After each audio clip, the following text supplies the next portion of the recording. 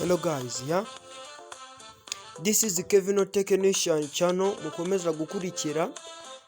Uyu munsi ngiye kubereka uburyo ki ushobora gukemura ikibazo cyo kuba ugiye guhamagara simukadi ya kabiri ntize, cyangwa se kwa kundi uhamagara ntibakubaze ngo se urahamagara kuri simukadi ya mbere cyangwa iya kabiri, cyangwa se kwa kundi ufitemo simukadi ebyiri MTN na Airtel, wahamagara bigahita byijyana kuri Airtel kandi kuri MTN ariho ufite amayinite ukabura ukuntu uko ubigenza.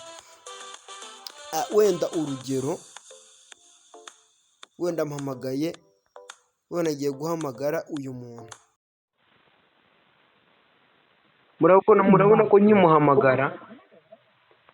nyimuhamagara ntabwo baba bambaye ngo ni kuri simukadi ya mbere cyangwa iya kabiri, reka mpamagare n'indi wenda nomero. Murabona ko rero yihamagara ntabwo baba bambaje ngo ni ku ya mbere cyangwa ku ya kabiri. Si ibintu koko nabikemura gute?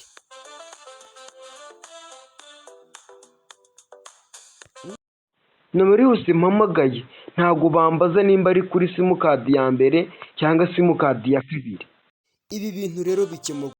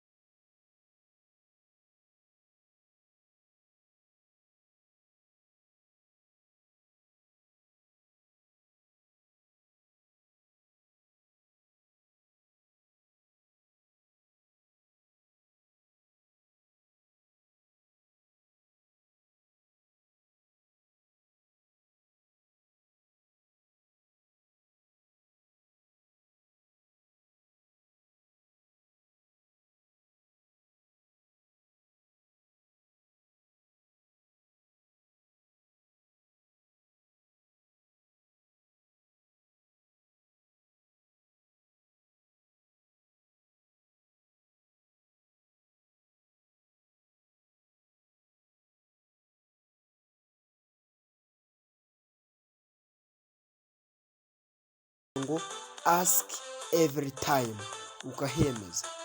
Iyo umaze kuhemeza ni cya gihe uza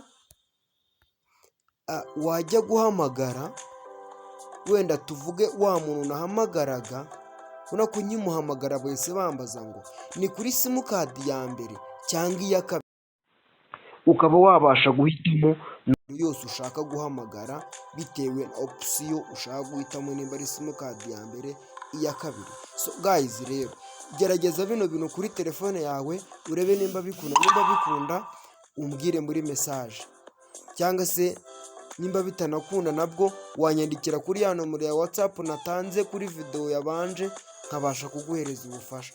So guys, rero this is Kevin Technician. You remember to subscribe. Thank you for watching my video.